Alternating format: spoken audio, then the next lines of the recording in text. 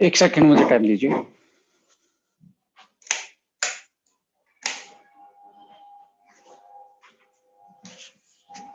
Right, चलिए आज discuss करते हैं कोलेस्ट्रॉल अनटोल्ड स्टोरी, यानी कि इसके पीछे मिथ क्या है और उसके पीछे फैक्ट्स क्या है, उसके बारे में डिस्कस करेंगे। जैसा कि आप सब जानते हैं, जितने भी पुराने लोग हैं, कि माई सेल्फ डॉक्टर विक्रांत, और मेरा जो प्रोफेशन है बेसिकली नेटवर्क मार्केटिंग प्रोफेशनलिस्ट होने के साथ साथ जो बैकग्राउंड रहा है वो फूड साइंस एंड न्यूट्रिशन रहा है। तो उसी के फैक्ट्स से, उसी की अंडरस्टैंडिंग से हम न्यूट्रिशनल पॉइंट ऑफ व्यू से भी इस कोलेस्ट्रॉल को जानेंगे, क्लिनिकल पॉइंट ऑफ व्यू से भी जानेंगे, एक जर्नल मैन, एक लेमन जिसको बोला जाता है, एक आम आदमी बोला जाता है, उसके तरीके से भी हम इस कोलेस्ट्रॉल के बारे में आज जानेंगे। सो सबसे पहले फिर से मैं स्वागत करना चाहता हूं जितने भी पार्टिसिपेंट आज हमारे साथ जुड़े हैं, उनका आज के जूम वेबिनार पे स्वागत है। राइट, सबसे पहले हमें समझना होगा ये कोलेस्ट्रॉल क्या है। देखिए, बहुत सारे लोग जो कि साइंटिफिक बैकग्राउंड से नहीं है, वो कोलेस्ट्रॉल के बारे में बस इतना ही जानते हैं उसके कि ये कोई ना कोई ऐसी बीमारी है कि ये हार्ट अटैक कर देती है, ये हमारी कैपिलरीज को, ब्लड को गाढ़ा कर देती है। लोगों ने इसके बारे में इस तरीके से ही जाना है, यानी कि इसके जो इम्पैक्ट है, हमारे हजार्डियस इम्पैक्ट है हेल्थ पे, उससे ही कोलेस्ट्रॉल को लोगों ने जाना है। यदि ये इसका हार्ट या कार्डियक से रिलेटेड कोई रिलेशन नहीं होता तो हो सकता है इस मॉलिक्यूल, इस बायोमॉलिक्यूल को भी हम ना जान पाते, क्योंकि ऐसे लाखों मॉलिक्यूल हैं हमारी बॉडी में, ऐसे लाखों बायोमॉलिक्यूल हैं, केमिकल्स हैं, जिनके बारे में आज तक हमने सुना नहीं है, क्योंकि वो मेजर हमारी लाइफस्टाइल में या हमारी हेल्थ पे इम्पैक्ट इतना नहीं डालते। तो देखिए, ये भी एक तरीके का स्टीरोल है, फैट लाइक सब्सटेंस है और हर सेल में पाया जाता है। इसके पीछे यदि आप जाने, हमारी जो बॉडी है 70 से 80% कोलेस्ट्रॉल खुद बनाती है और 20 से 25% डाइट से लेना पड़ता है। इसका एक ही मतलब है, खुद बनाने से एक ही तात्पर्य है, इसके पीछे एक ही साइंस है। यदि हमारी बॉडी इसको खुद बनाती है तो ये किसी न किसी पर्पज के लिए बन रहा होगा, नहीं तो बॉडी इसको बनाती ही नहीं, यानी कि हमारे लिए बहुत इंपॉर्टेंट है, इसलिए हमारी बॉडी इसको बना रही है। बट जैसा कि हम एक दूसरा एग्जांपल लें, जैसे थायराइड, सुनते ही लोग सोचते हैं जैसे कोई बीमारी, बट एक्चुअली में थायराइड तो हमारी ग्लैंड है जो कि बटरफ्लाई शेप की हमारे यहाँ ट्रैकिया के ऊपर मिलती है, यानी कि हमारी यहाँ पे गर्दन पे मिलती है, वो एक ग्लैंड है। उसकी माल फंक्शनिंग, उसकी वो जब अपना फंक्शन प्रॉपर तरीके से नहीं कर पाती, तब वो बीमारी का रूप लेती है। ऐसे ही कोलेस्ट्रॉल एक हमारे लिए एक बहुत अच्छा, जिसको कहते हैं हमारी बॉडी के लिए, हमारे शरीर के लिए एक इसेंशियल बायोमोलिक्यूल है, जो कि बॉडी द्वारा ही बनाया जाता है और सबकी बॉडी में बनाया जाता है, अकेले मेरे नहीं, अकेले जो आप सुन रहे हैं इनके नहीं, अकेले होके लाइफ केयर के लीडर के नहीं, ये जितने भी इंसान इस धरती पे हैं, सबकी बॉडी कोलेस्ट्रॉल को बनाती है। इसका मतलब एक ही है, सीधा साधा, कि कोलेस्ट्रॉल हमारे लिए, हमारी बॉडी के लिए कहीं ना कहीं इंपॉर्टेंट रोल प्ले करता है। बट दूसरी चीज ये है, जब कोलेस्ट्रॉल का जो लेवल है वो अनबैलेंस हो जाता है, लेवल जब अनबैलेंस हो जाता है तो वो बीमारी का रूप लेता है। आइए इन चीजों को हम आज बड़े बारीकी एक लेमन तरीके से समझेंगे कि एग्जैक्टली ये इसका रोल क्या है। देखिए, हम ह्यूमन हेल्थ पे मैं बात करूं तो ये रॉ मटेरियल है। रॉ मटेरियल किस चीज के लिए? रॉ मटेरियल है जितने भी स्टीरॉयड हार्मोन है, जिसको आप सेक्सुअल हार्मोन बोलते हैं, चाहे वो एस्ट्रोजन है या मेल में आप बात करें टेस्टोस्टेरोन है या अदर्स जो स्टीरॉयड हार्मोन्स हैं, हमारी बॉडी में जो हार्मोन्स बनते हैं, उनका रॉ मटेरियल कोलेस्ट्रॉल ही होता है। यदि कोलेस्ट्रॉल नहीं है तो आप सोच सकते हैं हमारा हार्मोन का क्या हाल होगा। हार्मोन नहीं होंगे तो आप आदमी में और औरत में फर्क नहीं देख सकते। तो कहने का मतलब यह है कि हार्मोन को बनाने के लिए रॉ मटेरियल जो बॉडी को चाहिए वो होता है कोलेस्ट्रॉल। तो हार्मोन, मैक्सिमम हार्मोन इसी रॉ मटेरियल से बने हुए हैं, यानी कि हार्मोन बनाने में कोलेस्ट्रॉल का रोल ही पाया गया है। दूसरी चीज ये है, विटामिन डी के बारे में आप सब जानते हैं, बोलते हैं कि सनलाइट में जाओगे विटामिन डी बन जाएगा। आप मुझे बताओ ये सनलाइट में ऐसा क्या है जो विटामिन डी बन जाता है? देखिए हमारे अंदर जो हमारे सेल में जो कोलेस्ट्रॉल है, यदि सनलाइट, जो मॉर्निंग की सनलाइट होती है, जिसकी रेडिएशन, जिसकी वेवलेंथ एक पर्टिकुलर होती है, वो हमारी स्किन पे जब गिरती है तो ये जो कोलेस्ट्रॉल मॉलिक्यूल है ये एक्टिव होके ट्रांसफर हो जाता है विटामिन डी में। आप देखिए कोलेस्ट्रॉल और विटामिन डी का यदि आप साइंटिफिक नेम जानेंगे, कोलेकोल्सिफेरॉल, कोलेकोल्सिफेरॉल, यानी कि कोलेस्ट्रॉल कोलेकोल्सिफेरॉल में चेंज होता है विद द इंपैक्ट ऑफ, जब हमारी स्किन पे सनलाइट गिरती है, और वो मॉर्निंग वाली एक स्पेशल वेवलेंथ होती है। ऐसा नहीं कि दिन में आप गए तो वो स्पेक्ट्रम कुछ लाइट का तो आएगा दिन में भी, पर वो मैक्सिमम कन्वर्जन जो होता है कोलेस्ट्रॉल का विटामिन डी में, वो होता है मॉर्निंग की, जब जैसे ही आपका पहले आधे घंटे वाला जो सनलाइट हमारे स्किन पे पड़ती है तब होता है। इसका मतलब है कि जो धूप में नहीं निकलते तो उनका कोलेस्ट्रॉल तो डी में भी चेंज नहीं होता, तो वो अनबैलेंस होना स्टार्ट हो जाता है। तो सुबह की धूप बहुत इंपॉर्टेंट है माय डियर फ्रेंड्स। कोलेस्ट्रॉल को यदि आप विटामिन डी में बदलना चाहते हैं और आप कोलेस्ट्रॉल को अपने हॉर्मोन्स में चेंज करना चाहते हैं, क्योंकि विटामिन डी की डेफिशिएंसी भी कहीं ना कहीं ये दर्शाती है कि हमें हमारे जो स्टीरॉयड हॉर्मोन्स हैं, जो नेचुरल प्रोडक्शन है, जो हमें हमारी एजिंग से बचाते हैं, हमें बहुत सारे हमारी फंक्शनलिटी पे काम करते हैं, वो अनबैलेंस हो जाएंगे। दूसरी चीज ये है, यदि हम आगे बढ़े, ये स्ट्रक्चरल कंपोनेंट्स है of cell membrane. Cell membrane क्या होती है? देखिए सबसे छोटी इकाई, हमारे शरीर की सबसे छोटी इकाई, जैसे मैं इस कमरे में बैठा हूं, आप भी किसी कमरे में बैठेंगे, जो दीवार बनी है, सबसे छोटी इकाई दीवार में क्या है? ब्रिक, वो ईंट है, जो ईंटा है वो सबसे छोटी इकाई है। छोटी छोटी ईंट बन के पूरी दीवार बन जाती है। हमारा शरीर में भी छोटी छोटी ट्रिलियंस ऑफ सेल्स, छोटी छोटी जो सेल है, फंक्शनल यूनिट है, सबसे छोटी वाली, उसको हम सेल बोलते हैं। और उस सेल का बाहर का एनवलप, बाहर का मेम्ब्रेन जो होता है, जो उसको प्रोटेक्ट करता है, जो उसको फंक्शनलिटी देता है, जो उसको ये ताकत देता है कि वो प्रॉपर तरीके से अपना काम कर पाए, उसकी इंटीग्रिटी मेंटेन कर पाए, वो सेल मेम्ब्रेन का जो फोस्फोलिपिड्स वाला पार्ट है उसमें कोलेस्ट्रॉल होता है। वो भी कोलेस्ट्रॉल से बनी होती है। हमारी स्किन में भी फॉर्मेशन में भी कोलेस्ट्रॉल का पार्ट होता है। तो कहने का मतलब ये है, नई सेल बननी हो, हार्मोन बनने हो, विटामिन डी बनना हो, स्किन बननी हो, सेल मेम्ब्रेन हो, इसमें कोलेस्ट्रॉल का बहुत बड़ा रोल है। माय डियर फ्रेंड्स, आप ब्रेन की बात करें तो ब्रेन बहुत बड़ा पोर्शन हमारी बॉडी में कोलेस्ट्रॉल से बना होता है, फॉस्फोलिपिड से बना होता है, हायर फैटी एसिड से बना होता है। तो कोलेस्ट्रॉल हमारे लिए बहुत इंपॉर्टेंट मॉलिक्यूल है, यदि मैं इसकी बायोलॉजिकली या बायोकेमिस्ट्री में बात करूं तो। बट जैसे ही इसका लेवल, क्योंकि जैसे ही एज बढ़ती है तो कोलेस्ट्रॉल का प्रोडक्शन है जो बॉडी में, वो कम होना स्टार्ट हो जाता है और हमारे हार्मोन लेवल भी कम होना स्टार्ट हो जाते हैं। आइए इससे जुड़ी बहुत सारी चीजें आज हम आपके साथ शेयर करेंगे। अब आता है टाइप्स ऑफ कोलेस्ट्रॉल क्या है। देखिए मेजर दो ही टाइप का कोलेस्ट्रॉल होता है, छोटा माइनर एक होता है और इनके अलावा, बट मेजर यदि आप 99% की बात करें तो एलडीएल और एसडीएल दो टाइप के कोलेस्ट्रॉल होते हैं। अब एलडीएल वाले को हम बोलते हैं बैड कोलेस्ट्रॉल और एसडीएल को बोलते हैं हम गुड कोलेस्ट्रॉल। एलडीएल बैड क्यों है और एसडीएल गुड क्यों है? क्या हमने तो नहीं इसका नाम दे दिया? नहीं, इसके पीछे जो रीजन है, इसके पीछे जो एक साइंटिफिक जो टेक्निकल चीजें हैं वो आपको मैं समझाने वाला हूं। एलडीएल लो डेंसिटी यानी कि हल्का लिपोप्रोटीन, लिपिड्स का मतलब फैट और प्रोटीन दोनों जुड़े हैं। लिपोप्रोटीन लो डेंसिटी, छोटे वाले जिनका भार कम है, लिपिड्स के साथ प्रोटीन जुड़े हुए हैं और इनके बीच में जो जुड़ने का काम करता है वो कोलेस्ट्रॉल, यानी कि एलडीएल के अंदर कोलेस्ट्रॉल पाया जाता है। बट इसके अंदर क्यों पाया जाता है?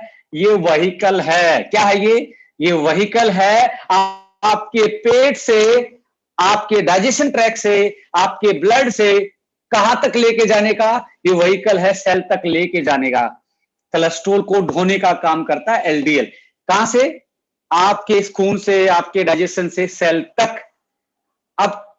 अब इनकमिंग ज्यादा हो जाएगी, ज्यादा ले जाने वाला एलडीएल ज्यादा हो जाएगा, तो जमा भी ज्यादा होना स्टार्ट हो जाएगा। आपके पास इनकम है, आप खर्चे नहीं गए तो क्या होगा? ज्यादा हो जाएगा, सेविंग ज्यादा होगी, पर ये इनकम नहीं है, कोलेस्ट्रॉल है, ज्यादा होगा और फैट ज्यादा आपके ब्लड में बढ़ेगी, आपकी सेल में बढ़ेगी, तो कुछ ना कुछ दिक्कत करेगी। यानी कि इसको बैलेंस रखने के लिए एचडीएल, जिसको हम गुड क्या बोलते हैं? गुड कोलेस्ट्रॉल बोलते हैं। इसका मतलब क्या है?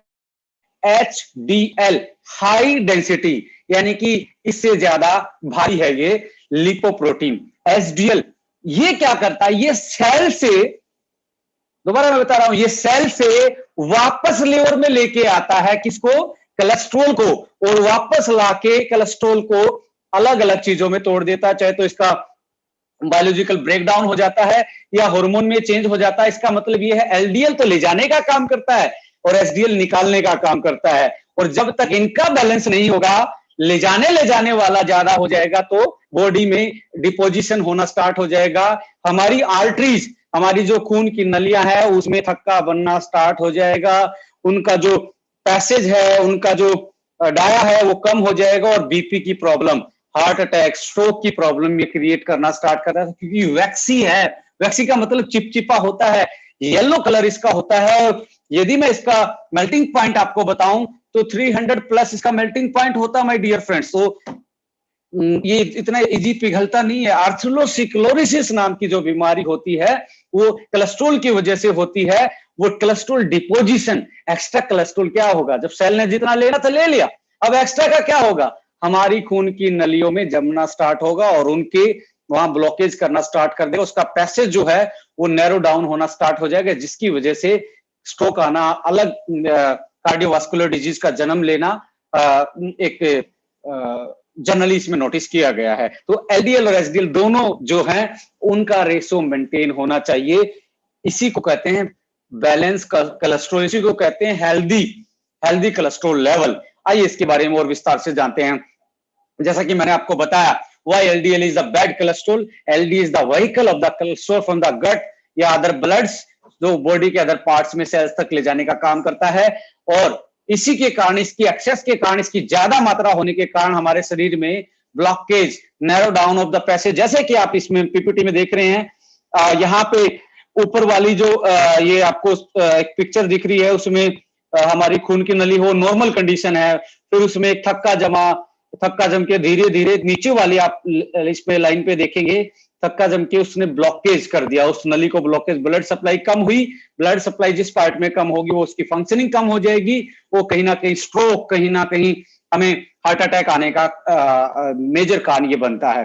इट इज द इसका हाई लेवल होने के कारण ये इंक्रीज करता है cardiovascular disease, specially atherosclerosis, called hypercholesterolemia, या इसको आप हाइपरलिपिडीमिया भी बोलते हैं। जब आप इसमें टोटल लिपिड्स काउंट करवाते हैं, जैसे ट्राइग्लिसराइड है, डाइग्लिसराइड है, उसको भी काउंट करवाते हैं, और सभी की चीजें, सभी की मात्रा बढ़ जाती है, क्योंकि अकेला कोलेस्ट्रॉल नहीं बढ़ता, ट्राइग्लिसराइड भी साथ में बढ़ता है। तो इस कंडीशन को हाइपरलिपिडीमिया बोला जाता है, और अकेला कोलेस्ट्रॉल बोलने से हाइपर कोलेसीमिया बोला जाता है। तो कहने का मतलब ये है कि एलडीएल इसलिए बैड माना जाता है क्योंकि ये ले जाने का काम करता है, ये डिपोजिशन का काम करता है, ये सेविंग का काम करता है, और जो एचडीएल है वो उसको खर्चने का काम करता है। आई थिंक इससे ज्यादा लेमन लैंग्वेज में मुझे नहीं लगता कि आपने पहले कभी ये समझा होगा, राइट। अब जिसकी मेजरमेंट एंड लिमिट्स की बात की जाए तो हमेशा कभी भी आपने लिपिड्स का टेस्ट करवाना हो जिंदगी में, कभी भी ध्यान रखना, शाम का हल्का भोजन करना चाहिए, कम फैट वाला भोजन खाना चाहिए। अगले दिन यदि अपने लिपिड्स प्रोफाइल करवानी है, अपने ब्लड की, कोलेस्ट्रॉल टेस्ट करवाने जाना है, शाम का हल्का भोजन जिसमें फैट कम हो, सुबह जाओ, खाली पेट जाओ, पानी पी के जा सकते हो, खाली पेट जाके आप अपना ब्लड सैंपल, ब्लड कल्चर दे के आ सकते हैं। और जब आप ब्लड सैंपल का मेजरमेंट टेस्ट रिजल्ट आएगा तो उसमें आपको एलडीएल और एसडीएल की रेंज मिलेगी आपकी कि कितना डिटेक्ट हुआ है, कितना इसका मेजर हुआ है और कितना होना चाहिए। अब देखिए टोटल कोलेस्ट्रॉल आप देखें तो हमारी बॉडी में माना गया स्टैटिकल है, जो इसका डाटाज है पूरे वर्ल्ड वाइड, डब्ल्यूएचओ का जो डाटा या आईसीएमआर जो इसको रेफरेंस मानता है वो है 200 से कम होना चाहिए टोटल कोलेस्ट्रॉल हमारी बॉडी में। जब भी आप टेस्ट करवाने जाए टोटल कोलेस्ट्रॉल 200 से कम आना चाहिए, ये तो हमारा ऑप्टिमल है। यदि रिस्क इससे ऊपर जाएगा 200 से 239, 200 से 239 जाएगा तो इंटरमीडिएट यानी कि रिस्क बढ़ना स्टार्ट हो गया है, बीच बचाव वाला है, बॉर्डर लाइन है। भाई साहब थोड़ा सा आगे बढ़ोगे तो पाकिस्तान में एंट्री कर जाओगे, यानी कि आपकी हार्ट डिजीज होने के चांसेस बढ़ जाएंगे। मींस 239, 239 से ऊपर आपका चला गया तो आपके जो रिस्क हैं कार्डियोवास्कुलर डिजीज और other health hazardous related impact of the cholesterol वो बढ़ते चले जाएंगे आपके। यानी कि 239 आपका बॉर्डर क्रॉस माना जाता है, उस पर फिर आप आतंकवादी घोषित हैं आपके लिए, आप उनके लिए। यानी कि कहने का मतलब ये है आप अपने कोलेस्ट्रॉल को 200 से नीचे रखें। इससे नीचे रखने से आपके हार्ट प्रॉब्लम होना मतलब रिस्क जो है वो बहुत कम हो जाता है। एलडीएल की बात करें स्पेशली, एलडीएल होना चाहिए 130 से कम, 130 से कम आपका एलडीएल होना चाहिए। और यदि ये बॉर्डर लाइन की बात की जाए तो 130 से 159 तक होना चाहिए, और 159 क्रॉस कर गया तो इसका मतलब है कि डेंजर जोन में चला गया है। एसडीएल आपका मोर देन 60 होना चाहिए और इसकी इंटरमीडिएट रेंज है 40 से 60, बट 40 से नीचे आ जाएगा, खर्च करने वाला नीचे आ जाएगा, ओनली सेविंग वाला बढ़ जाएगा तो अनबैलेंस हो जाएगा। तो ये 40 से ऊपर यानी कि 60 से ऊपर रहना चाहिए, तब जाके ये मेंटेन, ये माना जाता है बैलेंस्ड, तब माना जाता है हेल्दी लेवल ऑफ कोलेस्ट्रॉल जो हमारी बॉडी की फंक्शनिंग के लिए प्रॉपर तरीके से काम हमारी बॉडी यूज कर सकती है उसको, राइट। यदि हम इसके पीछे डाटाज को देखेंगे, आपको इससे कोई हैरान हो जाए तो कोई बड़ी बात नहीं है। डब्ल्यूएचओ के यदि आप डाटा देखेंगे तो वर्ल्ड में जो सबसे ज्यादा जो मौतें होती हैं इंसानों की वो सीवीडी के कारण होती है। सीवीडी होता है कोरोनरी वास्कुलर डिजीज। इसका मतलब क्या है, जो हमारी जो खून की नलियां हैं, चाहे वो हार्ट में खून को पहुंचाने वाली हो, चाहे हार्ट की छोटी छोटी पतली नलियां हो, कोरोनरी वास्कुलर डिजीज उनकी ब्लॉकेज से होती है। यानी कि वो जैसे अब हार्ट है, हार्ट के ऊपर भी छोटी छोटी खून की नलियां हैं, उसमें छोटा सा ब्लॉकेज आ जाए और तो इसमें ब्लॉकेज आते हार्ट का एक हिस्से में ब्लड की सप्लाई रुक जाती है। ब्लड की सप्लाई रुकेगी तो वो हिस्सा कमजोर पड़ेगा, तो आपका बीपी में दिक्कत आनी स्टार्ट होगी। तो इससे जब एंजियोग्राफी करवाते हैं लोग तो स्टंट डलते हैं, लोग देसी भाषा में उसको बोलते हैं छल्ला डलना, स्टंट डल जाता है। यानी कि स्टंट का मतलब है कि आपका जो नली का जो पैसेज था वो नैरो डाउन था और उसको खोलने के लिए प्रॉपर ब्लड सप्लाई आपकी मेंटेन रहे, उसको खोलने के लिए स्टंट लोग कार्डियक सर्जन से लगवा लेते हैं। तो इसका एक ये भी आज हमारी मॉडर्न साइंस में, सर्जिकल साइंस में एक लाइफ को बढ़ाने का, लाइफ एक्सपेक्टेंसी को आगे करने का एक अच्छा तरीका है कोरोनरी हार्ट डिजीज को के इम्पैक्ट को कम करने का। तो इसका मतलब क्या है, सबसे ज्यादा जो मौतें होती हैं वर्ल्ड वाइड वो होती हैं सीवीडी से। सीवीडी यानी कि आपकी जो खून की नलियां हैं उनके ब्लॉकेज की वजह से, जिससे हार्ट अटैक आ सकता है, ब्रेन स्ट्रोक हो सकता है, बहुत सारी चीजें हो सकती हैं। एक अनुमान के मुताबिक, डब्ल्यूएचओ की एक स्टडी के मुताबिक 2016 में 17.9 यानी कि 17.9 मिलियन पीपल पूरे वर्ल्ड वाइड मरे थे। उनमें से जो 85% डेथ थी वो हार्ट अटैक या स्ट्रोक की वजह से थी। माय डियर फ्रेंड्स, ये बहुत बड़ा अलर्ट वाला डाटा हमारे सामने है कि 85% जो टोटल डेथ है वो कहीं ना कहीं हार्ट या स्ट्रोक से रिलेटेड बीमारियों से, नॉन कम्युनिकेबल बीमारियों से होती हैं। People with cardiovascular disease, WHO की फैक्ट शीट ये भी कहती है कि people with cardiovascular disease, cardiac heart और उससे जुड़ी हुई खून की नलियां, उनकी जो बीमारी है who are at vascular risk due to, वो किसकी वजह से है, या तो हाइपरटेंशन या डायबिटीज या हाइपरलिपिडीमिया। हाइपरलिपिडीमिया मैं आपको अभी बता चुका हूं, ट्राइग्लिसराइड कोलेस्ट्रॉल का बहुत ज्यादा बढ़ जाना ये एक मेजर कारण बनता है सीवीडी का, ये मेजर कारण बनता है हार्ट अटैक का। तो कहीं ना कहीं हमारा जो मेन कंसर्न चीज है वो है हमारा लिपिड्स प्रोफाइल को मेंटेन करना, उसमें मेजर रोल प्ले करता है आपका कोलेस्ट्रॉल, एलडीएल और एसडीएल। अब इंडियन पॉइंट ऑफ व्यू से हम बात करें, रिसेंट स्टडी है रिपोर्टेड कोलेस्ट्रॉल जो लेवल है 25 से 30% अर्बन पॉपुलेशन में ज्यादा है। जो हायर कोलेस्ट्रॉल लेवल के जो पेशेंट हैं, जो डाटाज हैं, जो हमारे आईसीएमआर के डाटाज हैं, जो शहरी क्षेत्र में लोग रहते हैं उनमें कोलेस्ट्रॉल का जो लेवल है वो बॉर्डर पार कर गया है। कितने परसेंट में? 25 से 30% में। बट इसमें जो लगभग 40% कम है, 15 से 20% वो रूरल एरिया में पाया गया। यानी कि रूरल एरिया में आज भी cholesterol balance as compare to शहरी क्षेत्र में रहने वाले लोगों से कम है, राइट। तो अब इसकी आप देखेंगे एक अनदर स्टडी थी जो एक आपको पेज दिख रहा है, उसमें मैंने कटिंग लगाई है। इसमें ये लिखा गया है जी, द की finding of the reports overall non communicable disease. Non communicable disease जैसे डायबिटीज, छुआछूत की बीमारी नहीं है कि आप डायबिटीज वाले से हाथ मिलाएंगे तो आपको लग जाएगा, जैसे आज कोरोना की बात करिए, कम्युनिकेबल है। नॉन कम्युनिकेबल जो इंडिविजुअल किसी पार्ट में थायराइड आपको है तो इसका मतलब ये नहीं है कि आपकी वाइफ को है, आपके भाई को है, वो एक नॉन कम्युनिकेबल डिजीज है। ऐसी डिजीज से जो डेथ है उसमें हम बात करें तो 42% वो टोटल डेथ का हिस्सा है, और उसमें सबसे ज्यादा जो लीडिंग कॉज है वो 19% कार्डियोवास्कुलर डिजीज के कारण है। यानी यहां पे भी नंबर 1 कॉज ऑफ डेथ जो है नॉन कम्युनिकेबल डिजीज में, वो मेजर इंपैक्ट है कार्डियोवास्कुलर डिजीज की वजह से, हार्ट और उससे जुड़ी हुई खून की नलियों की ब्लॉकेज की वजह से या स्ट्रोक की वजह से। उसके बाद दूसरे नंबर पे यदि मैं बात करूं रेस्पिरेटरी डिजीज, लाइक आपका जो सीओपीडी वाले पेशेंट हैं, न्यूमोनिया है, डायरिया है, ये टाइप की ट्यूबरकुलोसिस है, ऐसी ऐसी बीमारियों से भी लोग मतलब ये भी हमारे मेजर डेथ का कारण बनती हैं। अब देखिए leading cause of death globally, ये मैंने WHO का ग्लोबल हेल्थ एस्टिमेट है इंडिया के बारे में।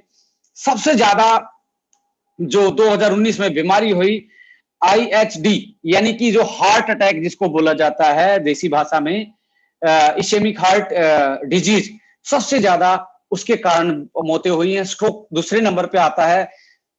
COPD यानी कि क्रोनिक ऑब्स्ट्रक्टिव पल्मोनरी डिजीज, यानी कि फेफड़ों से संबंधित जो सांस की बीमारी हो जाती है उससे।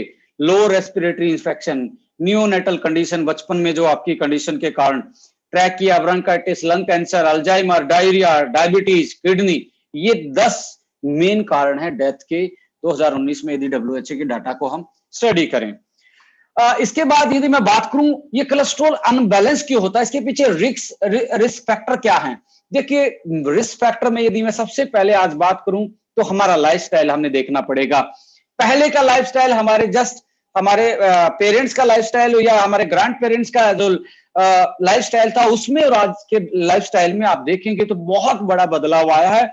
We are the first generation जो साइंटिफिक चीजों को एकदम से बदलते हुए, डेवलपमेंट की चीजों को, टेक्नोलॉजी को एकदम से बदलते हुए देख रहे हैं। हमारे पेरेंट्स ने भी देखा पर ग्रैंड पेरेंट्स ने इतनी डेवलपमेंट नहीं देखी थी।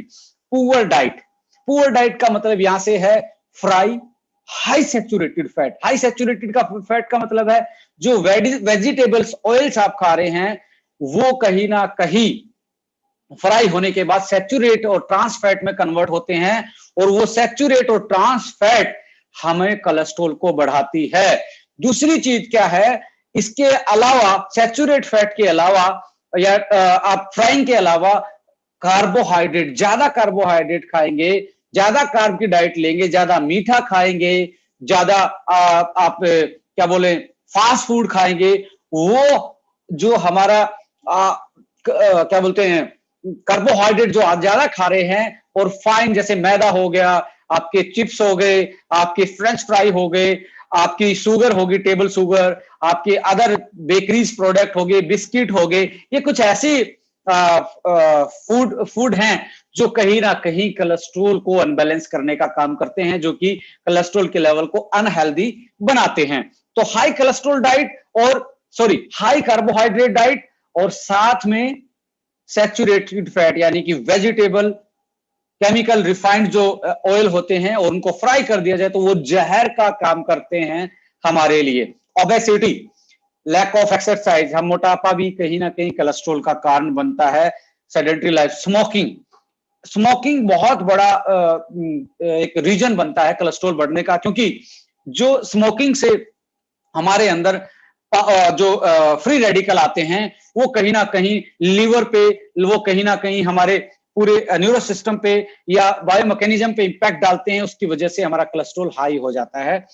एक्यूट स्ट्रेस, स्ट्रेस भी हार्मोन से जुड़ी होती है। स्ट्रेस के जैसे हार्मोन है कोर्टिसोल, कोर्टिसोल होता है, जब वो स्ट्रेस होती है तो कोर्टिसोल बनता है। अब बॉडी को ज्यादा कोलेस्ट्रॉल चाहिए हार्मोन बनाने के लिए, स्ट्रेस आएगी तो कोलेस्ट्रॉल बॉडी भी एकदम से बढ़ जाता है। दूसरा इसका मतलब क्या है, पीछे से एक स्टडी हुई थी, साइंटिफिक स्टडी में ये पाया गया, जैसे मैं डेली एक्सरसाइज करता हूं या कोई आप में से बहुत सारे लोग होंगे जो हेल्दी लाइफस्टाइल जीते हैं, अच्छा ठीक टाइम पे खाते हैं, सोते हैं या एक्सरसाइज करते हैं, उनका कोलेस्ट्रॉल नॉर्मल रहता है।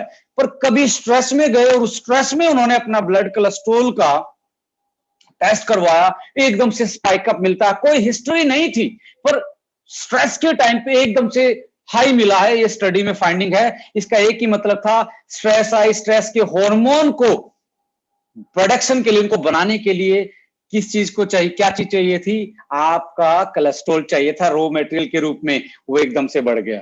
तो स्ट्रेस भी एक बहुत बड़ा, लॉन्ग जो स्ट्रेस रहती है, एक्यूट जो स्ट्रेस है, लॉन्ग टर्म में जिसके स्ट्रेस है, उसका कोलेस्ट्रॉल लेवल हायर साइड हो जाता है, अनबैलेंस्ड हो जाता है।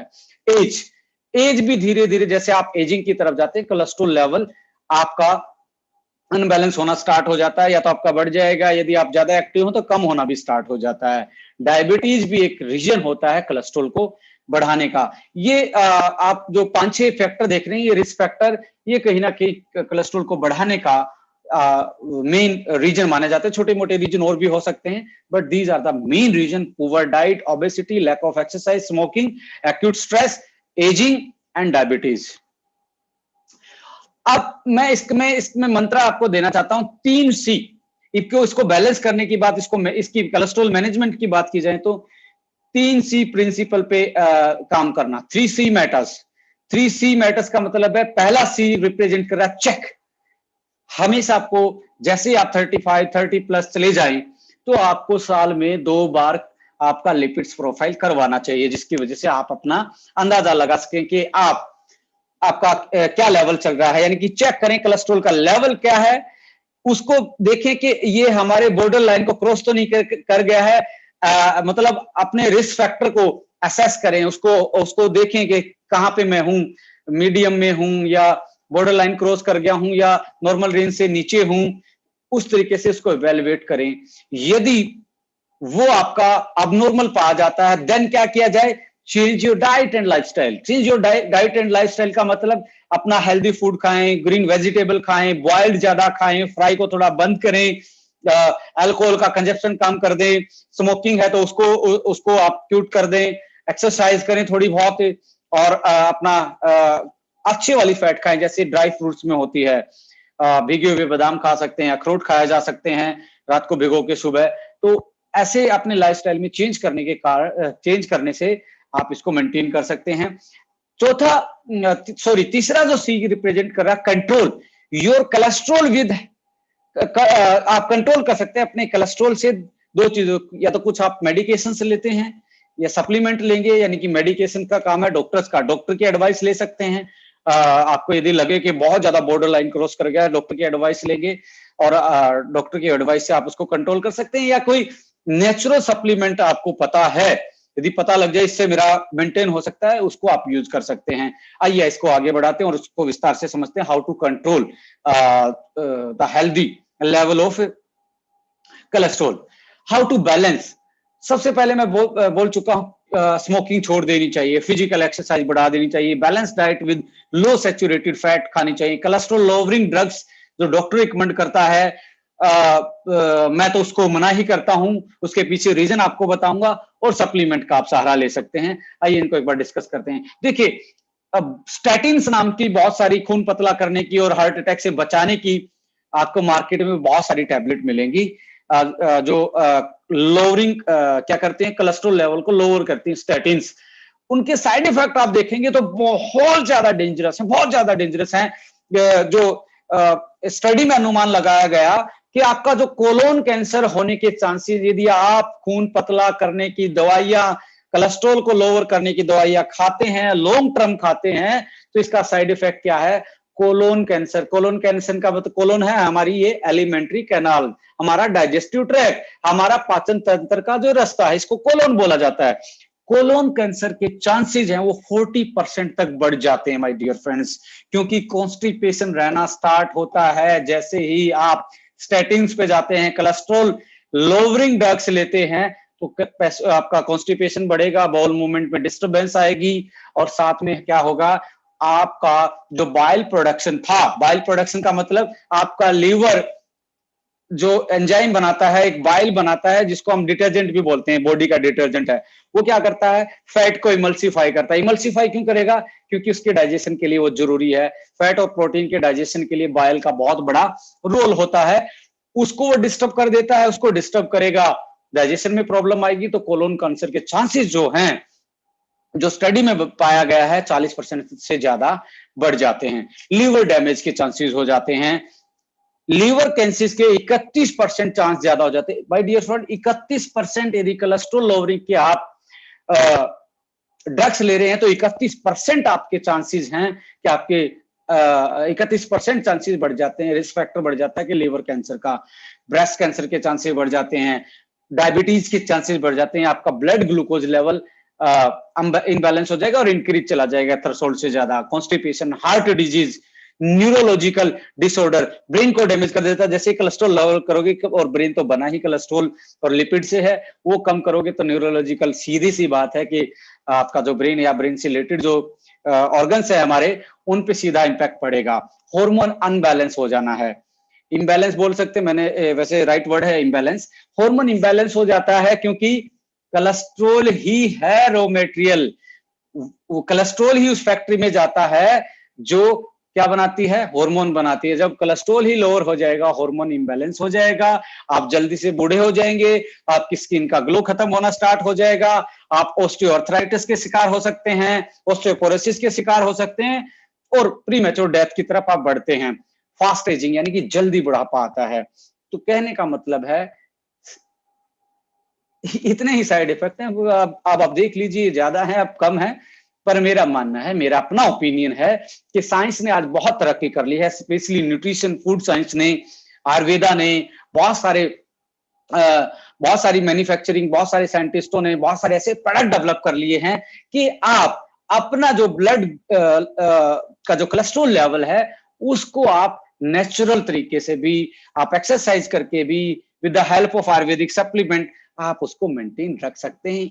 इनसे बचें। एकदम सपोज करें कि आपको बहुत ज्यादा बढ़ा हुआ है, तब आप डॉक्टर की जरूर सलाह लें, और 1 महीने 1.5 महीने तक उसको थोड़ा सा नॉर्मल आने तक, फिर उसको छोड़ के अपनी एक्सरसाइज पे, अपनी डाइट पे, अपने सप्लीमेंट पे ध्यान दें, जिसकी वजह से आपका जो अदर साइड इफेक्ट है वो आपकी बॉडी से बच पाए। राइट। सप्लीमेंट में मैं बात करूं, बहुत सारी चीजें हैं जो हमारे हेल्दी कोलेस्ट्रॉल लेवल को मेंटेन करने में हमारी बहुत ज्यादा हेल्प कर सकते हैं।